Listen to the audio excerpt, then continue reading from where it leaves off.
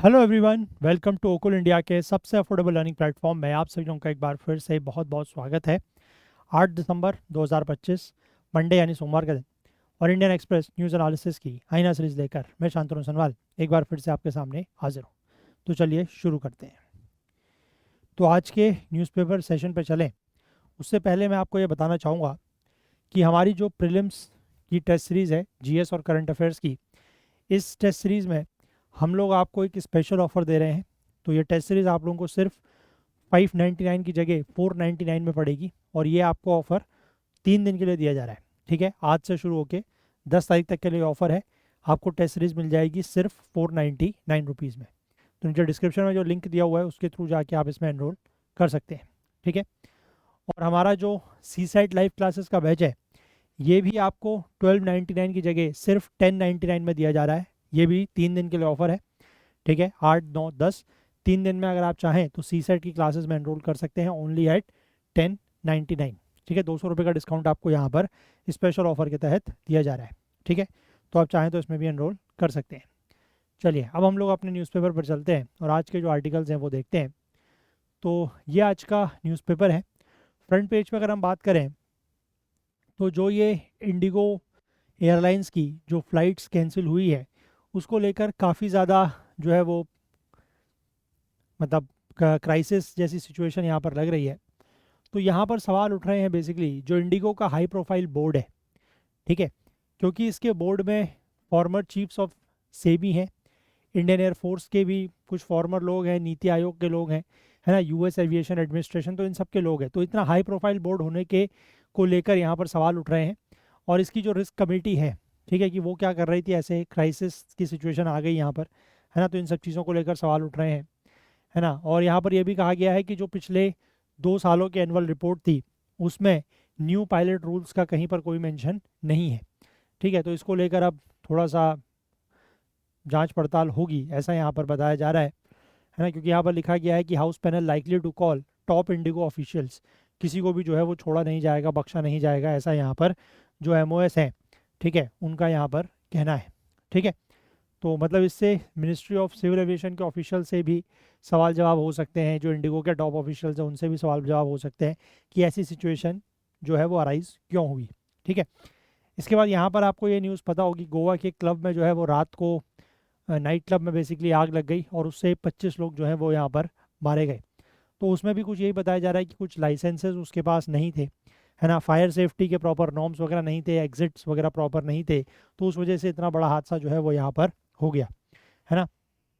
बाकी यहाँ पर आज संसद में जो संसद का विंटर सेशन शीतकालीन सत्र चल रहा है उसमें आज जो है वो चर्चा होनी है वंदे मातरम के ऊपर, है ना, 150 साल वंदे मातरम के पूरे हो रहे हैं, तो उसको लेकर यहाँ पर चर्चा होनी है और पूरे दिन भर की चर्चा है और चर्चा की शुरुआत जो है वो प्रधानमंत्री नरेंद्र मोदी की तरफ से की जाएगी। ठीक है, चलिए आगे बढ़ते हैं। तो बीच में ऐसा और कोई खास न्यूज़ तो नहीं है, हम लोग सीधे एक्सप्लेन वाले पेज पर आएंगे और वहाँ पर 2-3 आर्टिकल्स हैं जो हमें देखने हैं। तो we shall directly move there. देखिए, ये 2-3 आर्टिकल्स हैं जिसके बारे में हमें बात करनी है।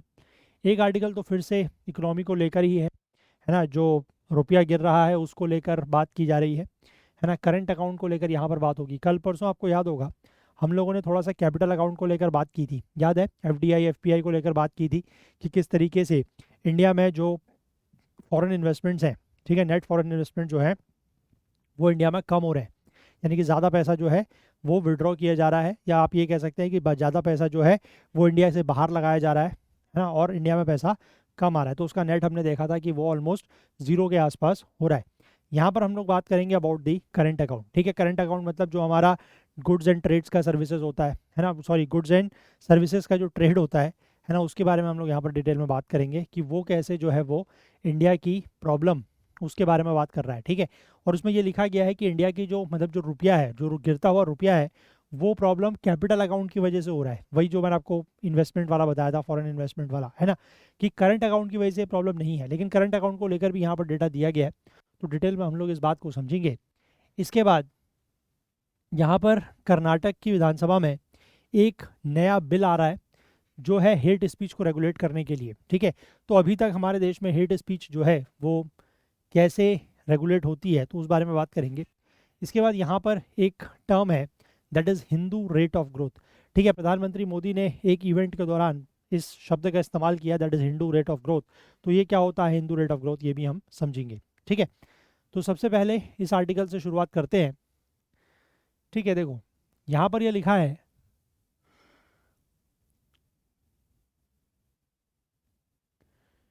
कि जो हमारा एक्सटर्नल बैलेंस ऑफ पेमेंट के ट्रांजेक्शन्स होते हैं, है ना, जो इंटरनेशनल ट्रेड में हम लोग ट्रांजेक्शन्स करते हैं वो बैलेंस ऑफ पेमेंट की कैटेगरी में हम लोग उसको रखते हैं। उसमें एक प्रॉब्लम है करंट अकाउंट डेफिसिट की। ठीक है, और ये करंट अकाउंट डेफिसिट की जो प्रॉब्लम है ये आज से नहीं है, ये पिछले काफ़ी लंबे समय से है। अगर हम पिछले 25 सालों में या उससे ज़्यादा के टर्म में देखें तो सिर्फ 4 ऐसे फाइनेंशियल ईयर रहे हैं, फाइनेंशियल ईयर मतलब वही अप्रैल टू मार्च, ठीक है, जिसमें जो करंट अकाउंट है वो सरप्लस रहा है। ठीक है, और वो 4 फाइनेंशियल ईयर कौन कौन से हैं? 2001-2 का, जब हमारा करंट अकाउंट जो है वो सरप्लस में था $3.4 बिलियन का। 2003-4 सॉरी 2001-2, 2-3 ये आपका 6.3 बिलियन का सरप्लस था। 3-4 ये भी आपका सरप्लस था $14 बिलियन का। और 2020 और 21, ठीक है, यहाँ पर भी सरप्लस था $23.9 बिलियन का। ठीक है, ये पिछले 25 सालों में हम बता रहे हैं कि सिर्फ 4 ही फाइनेंशियल ईयर ऐसे रहे हैं जब हमारा करंट अकाउंट जो है वो सरप्लस में रहा है। ठीक है, बाकी सभी सालों में, बाकी सभी ईयर्स में जो करंट अकाउंट है, करंट अकाउंट बेसिकली होता क्या है? करंट अकाउंट जो है वो कैप्चर करता है the value of all the countries export and imports of goods and services as well as received from and payments against international transfers and investments. ठीक है, यानी कि करंट अकाउंट होता क्या है पहले तो ये समझो, है ना। बेसिकली करंट अकाउंट जो है हमारे बैलेंस ऑफ पेमेंट के ही 2 कंपोनेंट होते हैं, one is capital account, one is current account. तो करंट अकाउंट में जितना भी सामान हम लोग गुड्स एंड सर्विसेज इंपोर्ट कर रहे हैं, एक्सपोर्ट कर रहे हैं, ठीक है, उसके जो नेट ट्रांजेक्शन्स होंगे वो आपके करंट अकाउंट में आएंगे। साथ ही साथ जितने भी इंटरनेशनल ट्रांसफर्स और इन्वेस्टमेंट्स हैं, ठीक है, उसका जो भी पैसा देश में आ रहा है या देश के बाहर जा रहा है that will be come in to what current account. ठीक है, तो यही बताया गया है कि इन 4 सालों को छोड़ के बाकी सभी सालों में जो करंट अकाउंट है वो किस में रहा है? घाटे में रहा है, डेफिसिट में रहा है। मतलब ज़्यादा पैसा जो है वो देश के बाहर जा रहा है और कम देश के अंदर आ रहा है, तो दैट इज़ डेफिसिट। ठीक है, अब ये जो करंट अकाउंट का डेफिसिट है ये 2011-12 में बहुत ज़्यादा था, $78 बिलियन के आसपास। 2012-13 में $88 बिलियन के आसपास था। लेकिन उसके बाद के अगर ईयर्स में हम बात करें, बाद के सालों में बात करें, तो $50 बिलियन से हमेशा कम ही रहा है। ठीक है, सिर्फ 2018-19 और 22-23 को हम छोड़ दें, वहाँ पर ये 57 बिलियन और 67 बिलियन के आसपास रहा था। ठीक है, तो यहाँ पर हम ये जो चार्ट दिया गया है इसको देख सकते हैं, यही चीज़ यहाँ पर भी बताई गई है, इंडिया का करंट अकाउंट डेफिसिट।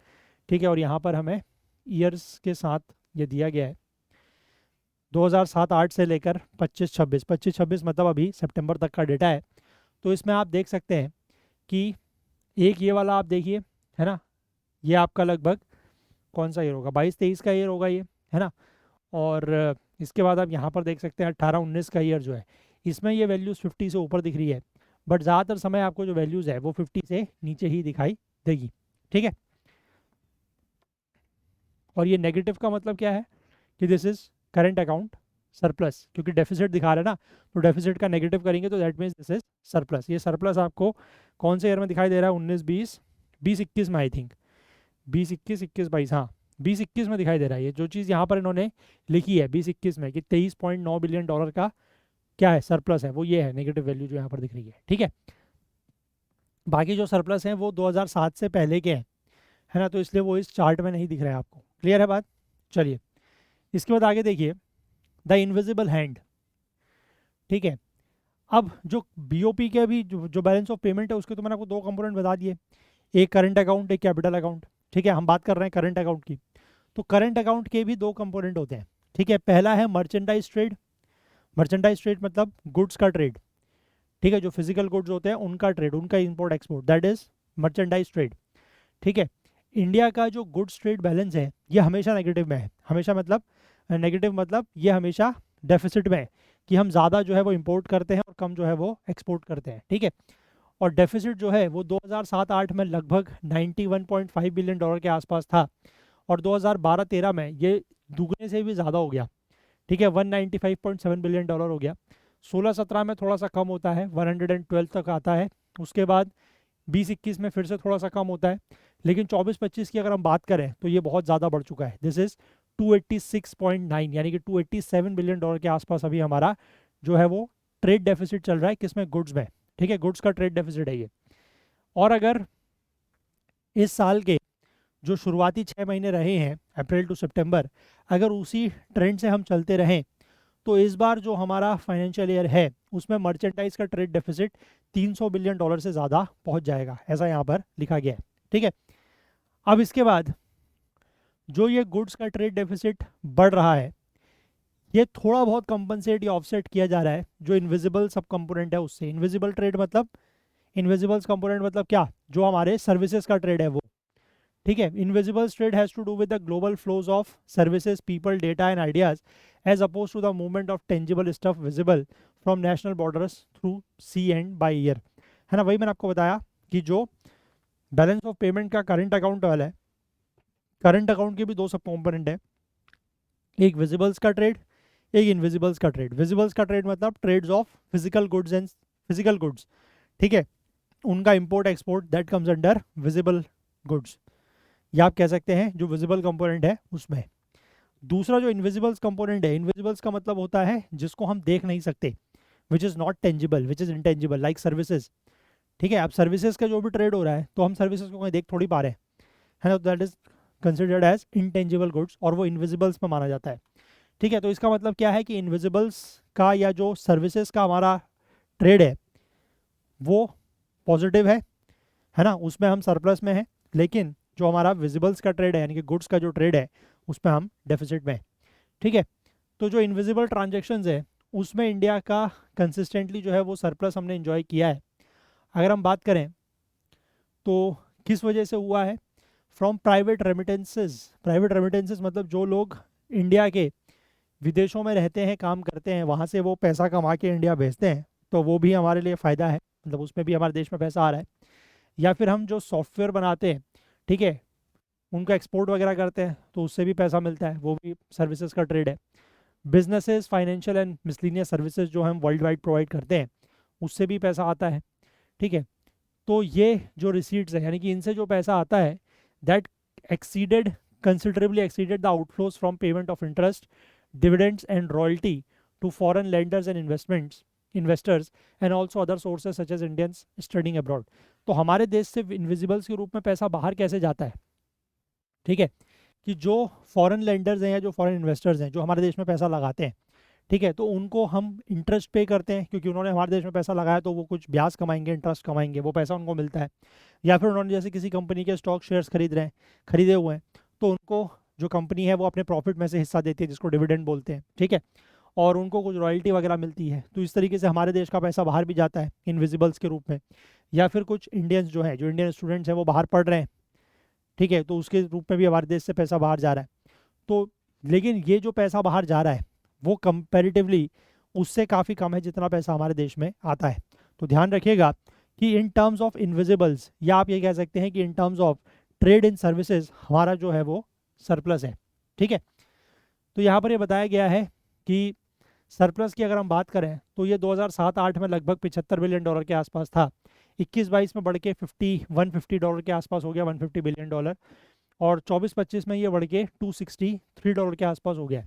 और करंट फिजिकल ईयर में अगर हम बात करें तो ये 280 बिलियन डॉलर से ज़्यादा का हो सकता है। यानी कि करंट फाइनेंशियल ईयर 2025-26 की अगर हम एस्टिमेट की बात करें तो हमारा जो ट्रेड का ये गुड्स का जो ट्रेड है यानी कि विजिबल्स का जो ट्रेड है वो डेफिसिट में जा सकता है 300 बिलियन डॉलर से ज़्यादा, और जो इनविजिबल्स या सर्विसेज का ट्रेड है वो 280 बिलियन के आसपास आ सकता है सरप्लस में। ठीक है, तो वो डेफिसिट में, ये सरप्लस में, मतलब ओवरऑल अगर हम बात करें हमारे करंट अकाउंट डेफिसिट की तो वो लगभग 20 बिलियन डॉलर के आसपास रह सकता है। ठीक है, ऐसा इन्होंने, इनका यहाँ पर कहने का मतलब है। समझ गए? अब यहाँ पर ये लिखा है कि जो इनविजिबल्स का सरप्लस है और वो बहुत बड़ा है, वो बेसिकली जो मर्चेंडाइज ट्रेड डेफिसिट है उसको क्या कर रहा है, वो जो बढ़ रहा है, बैलूनिंग मतलब जो मर्चेंडाइज ट्रेड का डेफिसिट बढ़ रहा है उसको वो काउंटर बैलेंस कर रहा है, और इसी की वजह से जो हमारा करंट अकाउंट डेफिसिट है वो इन चेक रहता है कि बहुत ज़्यादा करंट अकाउंट डेफिसिट नहीं बढ़ता है, क्योंकि जो हमारा करंट अकाउंट डेफिसिट बढ़ रहा है उसको कहीं ना कहीं कंपनसेट या ऑफसेट कौन कर देता है, जो हमारा सर्विसेज के ट्रेड का सरप्लस है वो। ठीक है, इसके बाद अगर हम बात करें 2011-12 और 12-13 की, जहाँ पर जो करंट अकाउंट डेफिसिट है वो बहुत ज़्यादा बढ़ गया था, it hasn't really exploded to unsustainable और अनमैनेजेबल लेवल्स, लेकिन ये फिर भी अनसस्टेनेबल और अनमैनेजेबल लेवल तक नहीं पहुँचा है। ठीक है, और जो हमारा इनविजिबल्स का ट्रेड सरप्लस है वो इंडिया को एक ऐसे जगह के रूप में इमर्ज कर रहा है जिसको हम ऑफिस ऑफ द वर्ल्ड कह सकते हैं। ठीक है, कि हम सरप्लस में जो है वो क्या कर, मतलब सॉरी, जो सर्विसेज हैं उसमें हम इतना सर्विसेज जो है वो पूरी दुनिया को प्रोवाइड कर रहे हैं कि India can be called as a office of the world. ठीक है, इसके जो इन्फॉर्मेशन टेक्नोलॉजी इंजीनियर्स हैं, ठीक है, जो आईटी इंजीनियर्स हैं, अकाउंटेंट्स हैं, ऑडिटर्स, डॉक्टर्स, नर्सेज, ये उसी तरीके से काम कर रहे हैं जैसे हम चाइना को क्या कहते हैं, फैक्ट्री ऑफ द वर्ल्ड, क्योंकि चाइना में मैन्युफैक्चरिंग बहुत ज़्यादा होती है। ठीक है, अगर आप पूरे दुनिया के मैन्युफैक्चरिंग की बात करें तो मेजॉरिटी मैन्युफैक्चरिंग जो है वो कहाँ पर हो रही है, चाइना की, तो इसलिए उसको क्या कहा जाता है, फैक्ट्री ऑफ द वर्ल्ड। तो इसी तरीके से हमारे देश में जो इस तरीके का ऑफिस रिलेटेड वर्क या सर्विस रिलेटेड वर्क है वो बहुत ज़्यादा होता है ना, हम पूरे वर्ल्ड वाइड उसकी सर्विसेज प्रोवाइड करते हैं, तो इसलिए India can be called as the office of the world. ठीक है, यहाँ तक बात समझे।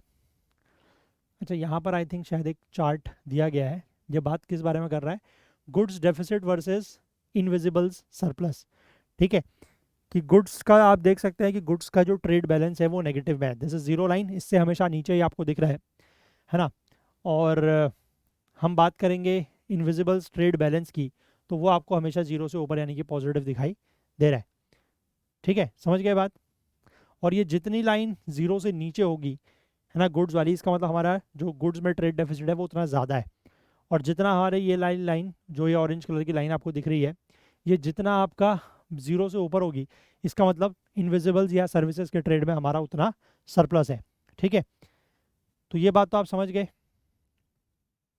तो यहाँ पर ये लिखा गया है कि जो बीओपी पर्सपेक्टिव है ना, यानी कि बीओपी के लिहाज से अगर हम देखें तो जो हमारा करंट अकाउंट डेफिसिट है उसने इंडियन इकोनॉमी के लिए कभी भी कोई बहुत बड़ी प्रॉब्लम खड़ी नहीं करी है। ठीक है, 2024 की अगर हम बात करें अप्रैल टू सितंबर, यानी कि लास्ट ईयर के जो शुरुआती 6 महीने थे फाइनेंशियल ईयर के, उसमें जो है ये लगभग $25 बिलियन के आसपास था करंट अकाउंट डेफिसिट। ठीक है, और इस बार की अगर हम बात करें तो ये सिर्फ $15 बिलियन के आसपास है, तो इसकी वजह से कोई बहुत ज़्यादा समस्या हमें कभी भी करंट अकाउंट डेफिसिट की वजह से नहीं हुई है। ठीक है, अब जो ये रुपया लगातार बेसिकली गिर रहा है, पिछले एक साल में अगर हम बात करें तो ये दुनिया की जो मेजर इकोनॉमीज़ है उनके रिस्पेक्ट में गिरा है। हम बात करें अमेरिका के डॉलर के कंपैरिजन में, या फिर यूरो कंपैरिजन में, ब्रिटिश पाउंड के कंपैरिजन में, जापानीज़ येन के कंपैरिजन में, या चाइनीज़ युआन के कंपैरिजन में, इन सब के साथ रुपया जो है वो गिरा है। वो हमने कुछ दिनों पहले भी बात की थी कि हमारा जो रियल इफेक्टिव एक्सचेंज रेट और नॉमिनल इफेक्टिव एक्सचेंज रेट है वो भी हमें ये बताता है कि हमारी करेंसी जो है वो पूरे दुनिया के बाकी करेंसीज के कंपैरिजन में कमज़ोर हो रही है। ठीक है, तो ये जो रुपया कमज़ोर हो रहा है ये किस वजह से हो रहा है, कैपिटल अकाउंट की वजह से। ठीक है, ध्यान रखना कि करंट अकाउंट की वजह से ये नहीं हो रहा है, ये कैपिटल अकाउंट की वजह से हो रहा है। ठीक है, तो यहाँ पर एक चार्ट और है, वहाँ पर नेट फॉरेन कैपिटल इन्फ्लोज दिखाए गए हैं इंडिया के। ठीक है, अगर हम यहाँ पर देखें ये हमें दिखा रहा है net foreign capital inflows to India, मतलब इंडिया में कितना पैसा आ रहा है माइनस कितना पैसा बाहर जा रहा है। अगर ये पॉजिटिव है तो दैट मीन्स कि हमारे देश में पैसा ज़्यादा आ रहा है। ठीक है, वैल्यूज़ जो है वो हमेशा पॉजिटिव में ही है, लेकिन अभी आपको दिखाई देगा कि काफ़ी नीचे गिर रहा है। ठीक है, तो यहाँ पर वही लिखा गया है कि ये $107.9 बिलियन के आसपास हुआ करता था, ऑल टाइम हाई। ठीक है, ये वाली वैल्यू 2007-8 में, उसके बाद से कभी भी हम इस लेवल तक नहीं पहुँचे। ठीक है, उसके बाद अचानक से एक बार हम लोग 8-9 का समय था 7.89, क्योंकि यहाँ पर जो है वो था, है ना, ग्रेट डिप्रेशन का समय था, फाइनेंशियल ग्लोबल फाइनेंशियल क्राइसिस जो चल रही थी, यहाँ पर का वो समय था 2007-8-9 के बाद। लेकिन उसके बाद ये जब भी बढ़ा है तो कभी भी ये इस लेवल तक नहीं पहुँच पाया है। ठीक है, और अभी तो काफ़ी नीचे फिर से दिखाई दे रहा है। तो उसके बाद भी ये लिखा गया है कि they're mostly higher than the current account deficit, तो जितना भी करंट अकाउंट का डेफिसिट है उससे ये हमेशा ज़्यादा ही रहा है। तो इससे क्या फ़ायदा हुआ है कि जो करंट अकाउंट का डेफिसिट है वो हम इससे फाइनेंस कर सकते हैं, हमारा जो ओवरऑल बैलेंस ऑफ पेमेंट है वो पॉजिटिव में रहेगा, है ना। और उससे एक फ़ायदा ये भी होगा कि जितना पैसा हमारे देश में एक्स्ट्रा आ रहा है, मतलब कुछ तो डेफिसिट है करंट अकाउंट का, उसको हम मैनेज कर लेंगे। और उसके बाद जो एक्स्ट्रा पैसा आएगा वो कहाँ जाएगा, वो जो हमारा फॉरेन एक्सचेंज रिजर्व है, जो विदेशी मुद्रा भंडार है, वहाँ पर वो पैसा जमा कर सकते हैं हम। ठीक है, तो कैपिटल फ्लोज का मतलब क्या है, जो फॉरेन इन्वेस्टमेंट होता है वो, चाहे वो एफडीआई हो चाहे एफपीआई हो, है ना, डायरेक्ट इन्वेस्टमेंट हो या पोर्टफोलियो इन्वेस्टमेंट हो, ठीक है, कॉमर्शियल बोरिंग्स हो, एक्सटर्नल असिस्टेंस हो, या फिर जो एनआरआई की डिपॉजिट्स होती हैं वो, ये सारे के सारे किस में आते हैं, कैपिटल अकाउंट में या कैपिटल फ्लोज में। ठीक है, तो यहाँ पर ये बताया गया है कि 2024-25 में जो नेट फॉरेन कैपिटल इनफ्लोज है वो 16 साल के अपने निचले स्तर पर था, दैट वाज 18 बिलियन डॉलर। ठीक है, जो कि करंट अकाउंट डेफिसिट से भी कम था। तो इसलिए उस साल जो है वो ओवरऑल हमारा बैलेंस ऑफ पेमेंट जो है वो नेगेटिव में हो जाएगा। ठीक है, इसके बाद आगे ये कह रहे हैं कि एक इस तरीके का ही ट्रेंड 2025-26 में भी देखने को मिल सकता है। हालांकि अभी तो फाइनेंशियल ईयर आधा ही हुआ है, लेकिन ऐसा ट्रेंड देखने को मिल सकता है, क्योंकि पहले 6 महीने जो रहे हैं उनमें सिर्फ 8.6 बिलियन डॉलर का ही नेट कैपिटल इन्फ्लोज देखने को मिल रहा है। ये वाली जो वैल्यू है उसकी बात हो रही है, हालांकि ये सिर्फ पहले 6 महीने की है। ठीक है ना, जो कि हमारा इस साल का जो करंट अकाउंट डेफिसिट है अभी तक 6 महीने का, वो 15 बिलियन डॉलर का है। मतलब घाटा हमें 15 बिलियन डॉलर का हुआ है करंट अकाउंट में, और जो फायदा हुआ है कैपिटल अकाउंट में वो सिर्फ इतना हुआ है। तो यानी कि ओवरऑल अगर अभी तक हम बात करें तो first 6 months of this year, financial year, हमारा जो बैलेंस ऑफ पेमेंट है वो नेगेटिव में चल रहा है। ठीक है, अब यहाँ पर ये लिखा है, the pressure on the rupee is thus clearly emanating from drying up of capital flows rather than the current account deficit. ठीक है, जो ये रुपये के ऊपर प्रेशर बना हुआ है, यानी कि रुपया जो हमारा कमज़ोर हो रहा है, वो कैपिटल फ्लोज के ड्राई अप होने की वजह से हो रहा है। यानी कि जो कैपिटल फ्लोज सूख रहे हैं हमारे देश में, जो बाहर से कैपिटल कम आ रही है, उसकी वजह से प्रॉब्लम हो रही है, करंट अकाउंट डेफिसिट की वजह से नहीं हो रही है। ठीक है, the latter if anything has been on a declining path. हालांकि ये करंट अकाउंट डेफिसिट जो है, ये तो हम देख पा रहे हैं कि ये तो लगातार कम ही हो रहा है। ठीक है, अब इसके बाद जो कैपिटल फ्लोज के कंपोनेंट है, उसमें अगर हम बात करें तो it is foreign investment into India that has taken the major hit. ठीक है, जो फॉरेन इन्वेस्टमेंट इंडिया में आती थी उसको सबसे ज़्यादा झटका लगा है, वही सबसे कम हुई है। नेट टर्म्स में अगर हम बात करें तो 2024-25 में फॉरेन इन्वेस्टमेंट जो है वो लगभग 4.5 बिलियन डॉलर के आसपास था। इस साल जो हम बात कर रहे हैं 25 के अप्रैल टू सितंबर, ये 3.6 बिलियन डॉलर है, जबकि ये 2023-24 में 54 बिलियन डॉलर था, 2022-23 में 22 बिलियन डॉलर था। ठीक है, इसके बाद 21-22 में 28, 21-22 के आसपास था, और 20-21 में 80 था। तो इस बार आप देख सकते हैं कि शुरुआती 6 महीनों में सिर्फ कितना है, 3.6 बिलियन डॉलर। अगर आप साल का इसको डबल भी कर लें, ठीक है, ज़्यादा से ज़्यादा 3 गुना भी कर लें, तो कितना हो जाएगा, 10-11 बिलियन डॉलर के आसपास होगा। उससे ज़्यादा तो लगता नहीं है कि पहुँचेगा। ठीक है, इसके बाद जो नेट डायरेक्ट एफडीआई है, नेट फॉरेन डायरेक्ट इन्वेस्टमेंट मैंने आपको बताया था कि जनरली नई फैक्ट्रीज बनाने के लिए, इंफ्रास्ट्रक्चर या फिजिकल एसेट बनाने के लिए जो पैसा बाहर से आता है ना, जो मतलब इन्वेस्टमेंट किया जाता है विदेशियों के द्वारा, उसको कहते हैं क्या, फॉरेन डायरेक्ट इन्वेस्टमेंट। ठीक है, उससे जॉब्स वगैरह भी क्रिएट होती हैं। तो 2019-20 में ये 43 बिलियन डॉलर था, 20-21 में भी लगभग 44 के आसपास था, 44 बिलियन डॉलर, 21-22 में 38 के आसपास था, 22-23 में 28 था। ठीक है, उसके बाद 23-24 में ये कम होके 10 बिलियन डॉलर हुआ, और इसके बाद यानी कि 24-25 में अगर हम बात करें तो 1 बिलियन डॉलर से भी कम हो गया, 959 मिलियन डॉलर्स। ठीक है, और स्लाइड रिकवरी जो है वो अभी हमें देखने को मिल रही है, दैट इज़ 7.7 बिलियन डॉलर के आसपास। ठीक है, तो बहुत ज़्यादा अभी भी हमें उम्मीद नहीं है कि इस साल भी कुछ बहुत ज़्यादा होगा। ठीक है, और अगर हम बात करें जो पोर्टफोलियो इन्वेस्टमेंट होते हैं, उसमें तो और ज़्यादा गिरावट आई है। पोर्टफोलियो इन्वेस्टमेंट का मतलब होता है कि जो फॉरेनर्स इंडिया के स्टॉक मार्केट, शेयर मार्केट में जो पैसा लगाते हैं, ठीक है, वो, तो अगर हम जो 5 फाइनेंशियल ईयर रहे हैं 2020-21, 21-22 के बाद से, सिर्फ 23-24 में जो है वो एफपीआई इन्फ्लोज रहा है नेट, मतलब देश में नेट पैसा आया है 25.3 बिलियन डॉलर्स का। ठीक है, बाकी सभी सालों में जो फॉरेन फंड्स हैं, जितना इन्वेस्ट हुआ उससे ज़्यादा वो निकाल के ले गए हैं। मतलब जो फॉरेन इन्वेस्टमेंट है, एफपीआई है, वो नेगेटिव में रहा है। ठीक है, 2021 बाद में 22 में बात करें तो नेट इनफ्लो नहीं है, नेट आउटफ्लो है। ठीक है, कितने का, 18.5 बिलियन डॉलर का, 22-23 में 5 का, 24-25 में 14.5 का। और इस साल अगर हम बात करें 25, ये 25-26 होगा, 5 दिसंबर तक का डेटा है, $4.3 बिलियन का नेट आउटफ्लो रहा है। ठीक है, ये एनएसडीएल जो है, नेशनल सिक्योरिटीज डिपॉजिटरी लिमिटेड, उसका डेटा है। ठीक है, अब यहाँ पर फिर से वही बात जो हमने अभी परसों के आर्टिकल में भी डिस्कस की थी कि the drawing up of foreign capital flows is at one level surprising given India's high GDP growth rate. ठीक है, कि इंडिया की जीडीपी ग्रोथ रेट इतनी ज़्यादा होने के बावजूद कैपिटल फ्लोज जो हैं वो कम होते जा रहे हैं, सूखते जा रहे हैं। ये एक मतलब बड़ी आश्चर्य की बात है। ठीक है, 2021-22 से लेकर 24-25 तक हमारा जो जीडीपी ग्रोथ रेट है वो 8.2% पर ईयर रहा है। इस साल के भी अगर हम first 5 years, first half 6 months की बात करें, फर्स्ट हाफ ईयर की बात करें, तो 8% के आसपास रहा है। ठीक है, यानी कि अगर कोई इकोनॉमी इस रेट से ग्रो कर रही है तो नॉर्मली तो वो कैपिटल फ्लोस जो है वो ओवरसीज इन्वेस्टर से अट्रैक्ट करेगी, क्योंकि वो लोग भी चाहेंगे कि कोई देश अगर इतनी तेज़ प्रगति कर रहा है, 8% की ग्रोथ से अगर, मतलब 8% के रेट से अगर ग्रो कर रहा है, तो वो भी चाहेंगे कि वो भी इस जो डेवलपमेंट है उसमें हिस्सा बने। ठीक है, कि वो पैसा यहाँ पर इन्वेस्ट करेंगे तो उनका पैसा भी जो है इसी रेट से आगे बढ़ेगा, है ना। तो लेकिन उसके बावजूद वो पैसा नहीं लगा रहे हैं, तो इसका मतलब क्या हो सकता है? मैंने आपसे परसों भी ये बात कही थी कि इसका मतलब कि फॉरेन इन्वेस्टर्स को कुछ ऐसी चीज़ पता है जो हमें नहीं पता, या जो हमें बताई नहीं जा रही। ठीक है, ऑब्वियस सी बात है, क्योंकि इतनी अच्छी ग्रोथ होने के बावजूद अगर वो पैसा यहाँ पर नहीं लगा रहे हैं तो what could be the reason? ऐसा नहीं है कि उनके पास पैसा नहीं है। ठीक है, वो पैसा और देशों में लगा रहे हैं, यहाँ से पैसा निकाल निकाल के ले जा रहे हैं और देशों में पैसा लगा रहे हैं, क्यों भाई?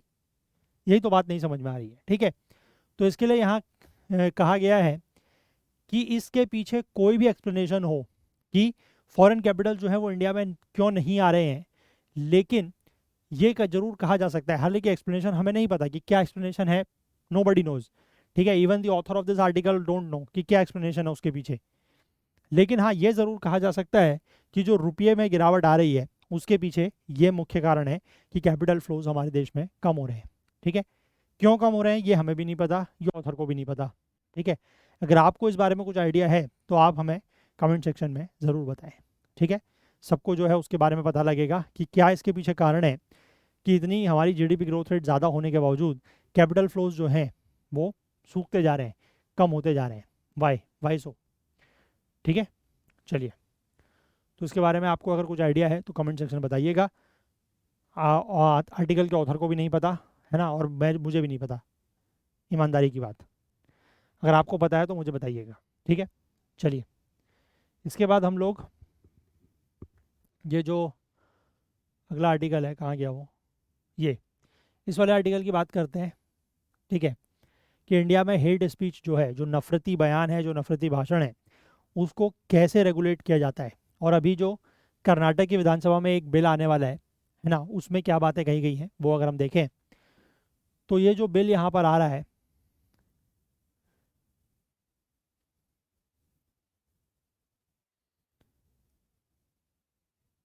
Karnataka hate speech and hate crimes prevention bill 2025। ठीक है, ये जो वहाँ का लेजिस्लेटिव सेशन है कर्नाटक विधानसभा की, वहाँ पर ये बिल आने वाला है। और इस बिल में जो प्रोविज़न है वो ये है कि इम्प्रिजनमेंट होगी, जेल होगी 2 साल से लेकर 10 साल तक, है ना, ये इसमें प्रोविज़न है। और इसमें एक कलेक्टिव लाइबिलिटी फॉर ऑर्गेनाइजेशंस, इसका भी कंसेप्ट रखा गया है। अभी क्या है आगे बात करेंगे।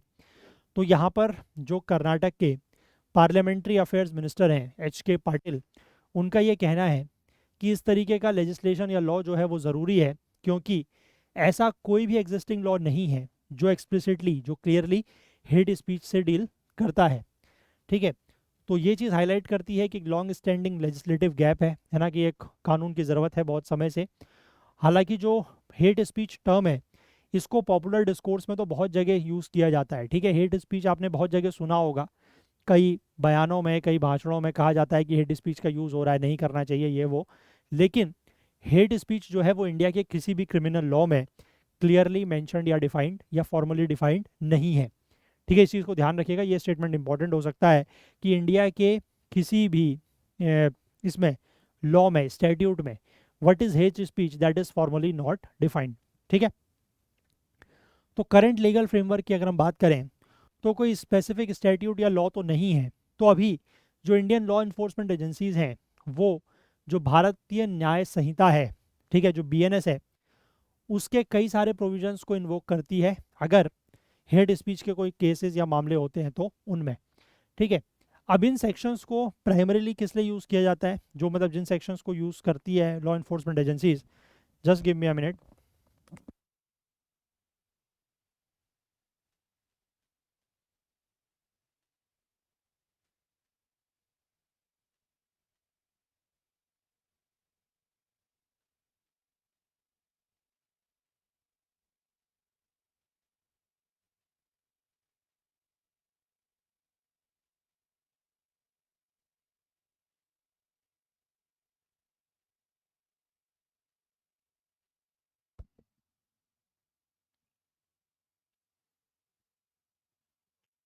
ठीक है, तो इंडियन लॉ इन्फोर्समेंट एजेंसीज जो हैं वो बीएनएस के, भारतीय न्याय संहिता के जो प्रोविजंस हैं उनको इन्वोक करती है। और ये जो प्रोविजंस या जो सेक्शंस हैं ये बेसिकली किस लिए हैं, पब्लिक ऑर्डर को मेंटेन करने के लिए, ठीक है। ये हेट स्पीच को पेनलाइज नहीं करते क्योंकि हेट स्पीच के तो कोई प्रोविजन है ही नहीं एक्सप्लिसिटली मेंशन्ड, है ना। ये बेसिकली मेंटेन करते हैं पब्लिक ऑर्डर को। क्लियर है। तो यहाँ पर जो मोस्ट फ्रिक्वेंटली इन्वोक्ड प्रोविजन है, यानी कि जो सबसे ज़्यादा जिस प्रोविजन का यूज़ किया जाता है वो है सेक्शन 196। ठीक है, सेक्शन 196 किस चीज़ को पेनलाइज करता है, promoting enmity between different groups. ठीक है, कि डिफरेंट ग्रुप्स के बीच में, मतलब अलग अलग ग्रुप्स के बीच के जो लोग होते हैं उनके बीच में अगर एनमिटी, यानी कि आप कह सकते हैं कि दुश्मनी को बढ़ाया जा रहा है, किस आधार पर, रिलीजन के आधार पर, रेस के आधार पर, place of birth, residence, language etcetera, और कुछ ऐसे काम किए जा रहे हैं जो कि मेंटेनेंस ऑफ हार्मनी के लिए खतरा है। ठीक है, तो इस सेक्शन को यूज़ किया जाता है 196, उसमें ये प्रोविजंस दिए गए हैं। ठीक है, हालांकि डेटा ये सजेस्ट करता है कि अरेस्ट जो है वो तो बहुत कॉमन है, कि अरेस्ट जो है वो तो कर लिए जाते हैं, लेकिन कन्विक्शंस जो है वो ज़्यादा नहीं होते। कन्विक्शंस मतलब अरेस्ट कर लिया लेकिन उसके बाद सजा वगैरह नहीं होती है। ठीक है, कन्विक्शन मतलब कि किसी का दोष साबित होना, वो बहुत कम होता है। ठीक है, नेशनल क्राइम रिकॉर्ड्स ब्यूरो के डेटा के अगर अनुसार बात करें तो कन्विक्शन रेट जो है, जो कि 153A सेक्शन हुआ करता था, सिमिलर सेक्शन था आईपीसी में, क्योंकि अब तो आईपीसी को रिप्लेस कर दिया गया है। तो आईपीसी में जो एक सिमिलर सेक्शन था 153A, उसमें जो कन्विक्शन रेट है 2020 का डेटा है वो सिर्फ 20% के आसपास है। यानी कि 100 लोगों को अगर गिरफ्तार किया किसी जुर्म के आरोप में, है ना, एक्यूज उनको बनाया, तो कन्विक्टेड सिर्फ कितने होते थे उसमें से, 100 में से 20, यानी कि 5 में से 1, है ना। तो कन्विक्शन रेट जो है वो बहुत ही कमज़ोर है। इसके बाद एक और बीएनएस का प्रोविजन है, दैट इज सेक्शन 299, जो कि पेनलाइज करता है किस चीज़ को, deliberate and malicious acts intended to outrage religious feelings of any class by insulting its religion और रिलीजियस बिलीव्स। यानी कि किसी व्यक्ति के जो धर्म है, उसकी जो धार्मिक भावनाएं हैं, उसको भड़काया जाता है कुछ भी ऐसी हरकत करके, है ना, डेलिब्रेट हरकत करके, कुछ मेलिशियस एक्टिविटी करके। आप किसी के धर्म के खिलाफ कुछ बोल रहे हैं, ठीक है, या उसके धर्म के खिलाफ कुछ मतलब क्या कर रहे हैं, कुछ मतलब ऐसा कर रहे हैं जो उसको पसंद नहीं है, ठीक है, उसकी धार्मिक भावनाओं को भड़का रहे हैं, तो ये चीज़ जो है वो सेक्शन 299 में कवर होती है। ठीक है, ये बेसिकली आईपीसी का जो सेक्शन 295A था उसके जैसी है, सिमिलर। ठीक है, फिर एक और सेक्शन है बीएनएस का, दैट इज सेक्शन 353। ठीक है, ये पेनलाइज करता है स्टेटमेंट्स और false information that may induce और incite someone to commit offences against the state और अ कम्युनिटी और डिस्टर्ब पब्लिक ऑर्डर। ठीक है, यानी कि ऐसी स्टेटमेंट्स, ऐसे बयान और ऐसी झूठी खबरें, फॉल्स इंफॉर्मेशन, जिससे जो है वो कोई व्यक्ति क्या हो जाए, मतलब जिसको आप कहेंगे कि व्यक्ति इंसाइट, मतलब वो आप क्या कहेंगे उसको, कोई व्यक्ति जो है वो मतलब भड़क जाए, ठीक है, कि स्टेट के खिलाफ, कम्युनिटी के खिलाफ जो है वो कोई ऑफेंस या अपराध करे, या पब्लिक ऑर्डर जो है उसको डिस्टर्ब करे, है ना। तो उस तरीके की एक्टिविटी अगर कोई करता है तो वो इस सेक्शन में पेनलाइज्ड है, that is section 353 of the BNS. ठीक है, अब ये सारे के सारे जो ऑफेंसेस हैं, अपराध हैं, ये कॉग्निजेबल हैं, यानी कि पुलिस जो है वो बिना वारंट के अरेस्ट कर सकती है, और इन सभी में लगभग 3 साल तक की सजा का प्रावधान रखा गया है। ठीक है, अब सुप्रीम कोर्ट के इंटरवेंशन की अगर हम बात करें तो पिछले कुछ सालों में सुप्रीम कोर्ट ने जो है वो एक प्रोएक्टिव इंस्टेंस में लिया है। जैसे 2022 की अगर हम बात करें तो सुप्रीम कोर्ट के 2 जजों की बेंच जस्टिस के एम जोसेफ और ऋषिकेश रॉय ने ये कहा था कि हमारे देश में जो हेट का माहौल का ये आप कह सकते हैं कि नफरत का एक माहौल जो है वो हमारे देश में पैदा हो रहा है। और उन्होंने दिल्ली, उत्तर प्रदेश और उत्तराखंड के जो पुलिस चीफ्स हैं उनको निर्देश दिए थे कि वो इस तरीके के हेट स्पीचेस के मामले में सुओ मोटो एक्शंस लें। ठीक है, फॉर्मल कंप्लेंट का इंतजार ना करें, सुओ मोटो एक्शन लें। ऐसा यहाँ पर सुप्रीम कोर्ट ने इन 3 राज्यों के दिल्ली, उत्तर प्रदेश और उत्तराखंड की पुलिस चीफ्स को निर्देश दिए थे। ठीक है, कोर्ट ने यह भी कहा था कि अगर आप कोई भी हेजिटेशन दिखाते हैं सुओ मोटो एक्शंस लेने में तो उसको कोर्ट का कंटेम्प्ट जो है वो माना जाएगा। और इस तरीके का जो ये निर्देश था ये सभी यूटीज़ और स्टेट्स के ऊपर लागू हो गया 2023 से। ठीक है, हालांकि इसका जो प्रैक्टिकल इम्प्लीमेंटेशन है वो काफ़ी चैलेंजिंग साबित हुआ। 2023 में सुप्रीम कोर्ट के फिर से 2 जजों की बेंच जस्टिस संजीव खन्ना और एसवीएन भट्टी ने यह एडमिट किया कि that while hearing the cases that defining hate speech is complex but the real problem lies in the implementation and execution of law and judicial pronouncements. ठीक है, उन्होंने ये कहा कि मतलब एक केस सुन रहे थे हेट स्पीच को लेकर, तो उनका यही कहना था कि हेट स्पीच को डिफाइन करना जो है वो काफ़ी कॉम्प्लेक्स है, लेकिन जो रियल प्रॉब्लम है वो इस बात पर है कि जो एग्जीक्यूशन ऑफ लॉ है उसको कैसे इंप्लीमेंट करना है। ठीक है, लॉ को कैसे इंप्लीमेंट करना है, कैसे एग्जीक्यूट करना है और किस तरीके के जुडिशियल प्रोनाउंसमेंट्स मतलब जो फैसले वगैरह हैं वो सुनाने हैं। इसी साल नवंबर 25 को एक और जस्टिस 2 जजों की फिर से बेंच ने, विक्रम नाथ और संदीप मेहता ने यह कहा कि apex court was not inclined to monitor every incident of hate speech, कि सुप्रीम कोर्ट जो है वो हेट स्पीच के सभी मामलों को नहीं देख सकता है। तो उनका ये कहना था कि पुलिस स्टेशन और हाई कोर्ट जो हैं वो इस तरीके के केसेस से डील करने के लिए कम्पिटेंट है। और वहाँ पर उन्होंने सुप्रीम कोर्ट के 2018 का एक केस था तहसीन पूनावाला, ठीक है, Tehseen S Poonawalla versus Union of India, उसमें एक केस था कि आपको जो मॉब वायलेंस और जो मॉब लिंचिंग वगैरह होती है उसको रोकने के लिए जो है वो सुपरिटेंडेंट ऑफ पुलिस लेवल के जो पुलिस ऑफिसर्स हैं उनको नोडल ऑफिसर्स बनाना होगा। ठीक है, ये इस केस में जो है वो कहा गया था 2018 का Tehseen S Poonawalla versus Union of India का केस। ठीक है, इसके बाद हेट स्पीच के डिफाइनेशन को अगर हम लेकर बात करें तो लॉ कमीशन ने, विधि आयोग ने अपनी 2017 की 267 रिपोर्ट में ये कहा था कि आईपीसी में कुछ ऐसे सेक्शंस जो है वो इंसर्ट किए जाएं जो कि स्पेसिफिकली क्रिमिनलाइज करे incitement to hatred and provocation of violence. ठीक है, कि जिससे नफरत फैलती है या लोग जो हैं वो वायलेंस या हिंसा करने के लिए प्रोवोक होते हैं, इस तरीके के सेक्शंस जो हैं मतलब ऐसे इंसिडेंसेस को क्रिमिनलाइज करने के लिए स्पेसिफिकली सेक्शंस जो हैं वो आईपीसी में इंसर्ट किए जाएं। ठीक है, ऐसा रिकमेंडेशन लॉ कमीशन ने दिया था अपने 267 रिपोर्ट इन मार्च 2017।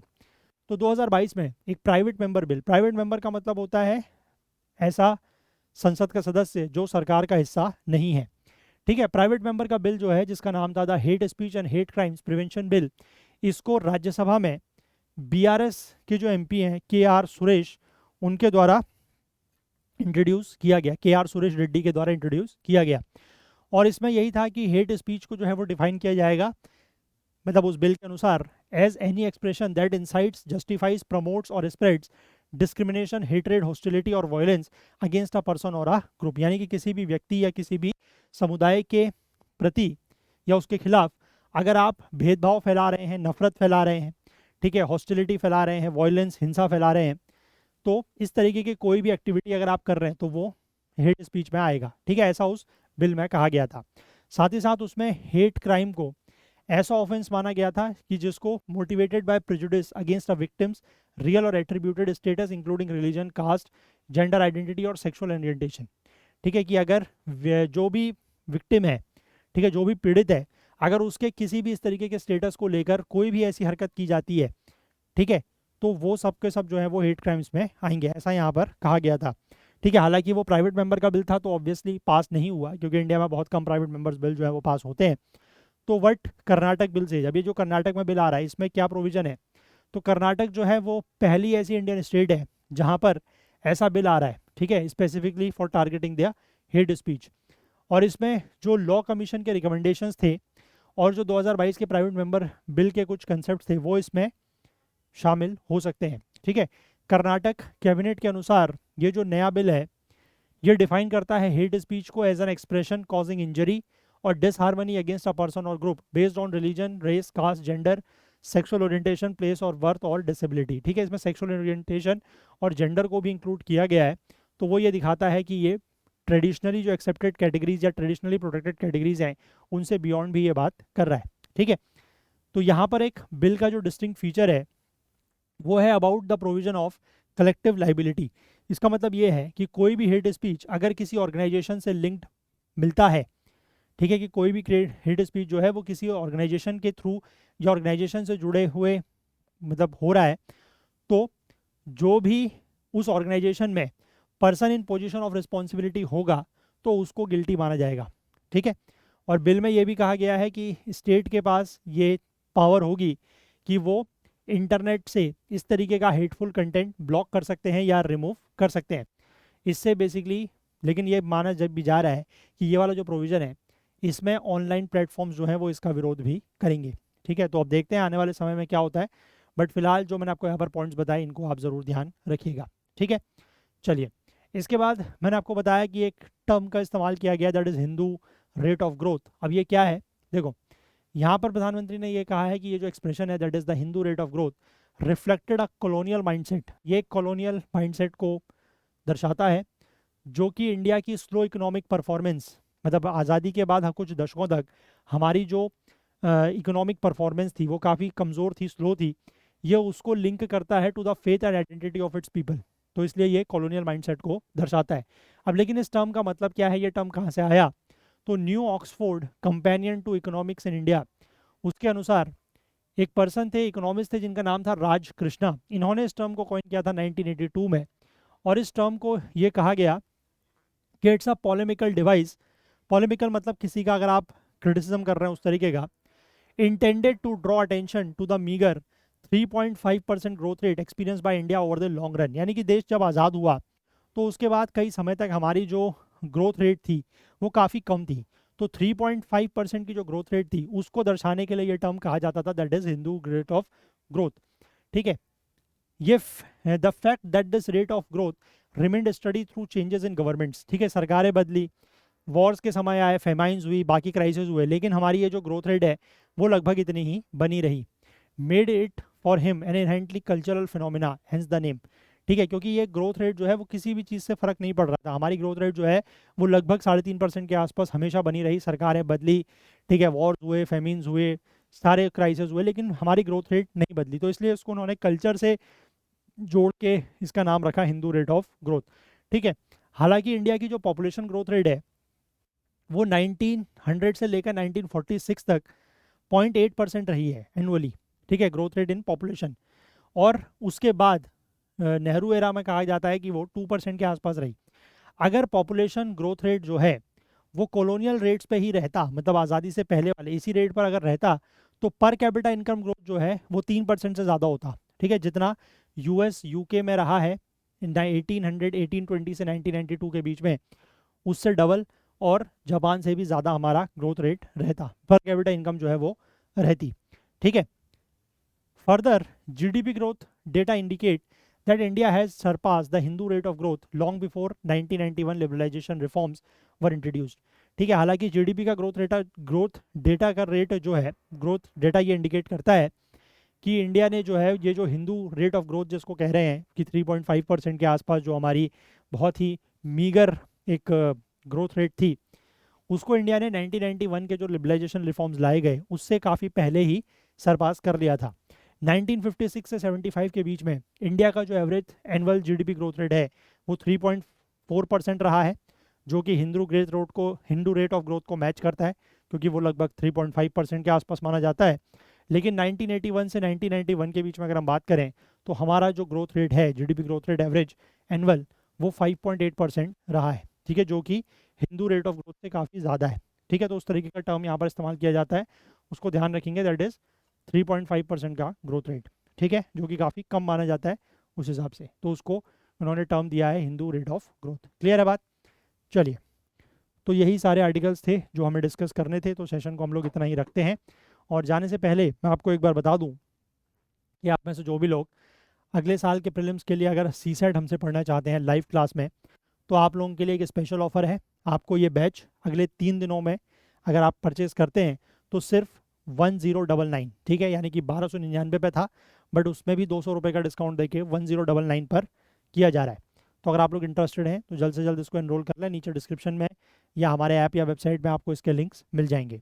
और वहीं अगर आप प्रीलिम्स की टेस्ट सीरीज ज्वाइन करना चाहते हैं तो वो भी आपको 599 के बजाय सिर्फ 499 में दी जा रही है, अगर आप अगले 3 दिन में एनरोल करते हैं तो, ठीक है। तो इस स्पेशल ऑफर का लाभ उठाएं और जल्द से जल्द एनरोल कर लें। तो अगर आपको आज का सेशन पसंद आया हो तो लाइक ज़रूर करें, ज़्यादा से ज़्यादा शेयर करें। आपके जो भी डाउट्स हैं, जो क्वेरीज हैं, वो आप कमेंट कर सकते हैं। चैनल को अभी तक आपने सब्सक्राइब नहीं किया है तो वो ज़रूर कर लें। बेल आइकन प्रेस करना ना भूलें ताकि वीडियोस की नोटिफिकेशन आपको ऑन टाइम मिल सके। हाईलाइटेड आर्टिकल्स के लिए आप हमारा करंट अफेयर्स ओकुल टेलीग्राम चैनल जो है इसको ज्वाइन कर रहे हैं। इसका लिंक आपको नीचे डिस्क्रिप्शन में मिल जाएगा, या फिर आप इसको करंट अफेयर्स ओकुल सर्च करके भी ज्वाइन कर सकते हैं, या इस QR कोड को स्कैन करके भी ज्वाइन कर सकते हैं। चलिए, तो आज के लिए इतना ही रखते हैं, बाकी कल को फिर से मिलेंगे इंडियन एक्सप्रेस न्यूज़ एनालिसिस की हाइना सीरीज़ के साथ। तब तक के लिए अपना बहुत बहुत ध्यान रखें। Please do take care of yourself. Thank you. Have a nice day. Bye bye.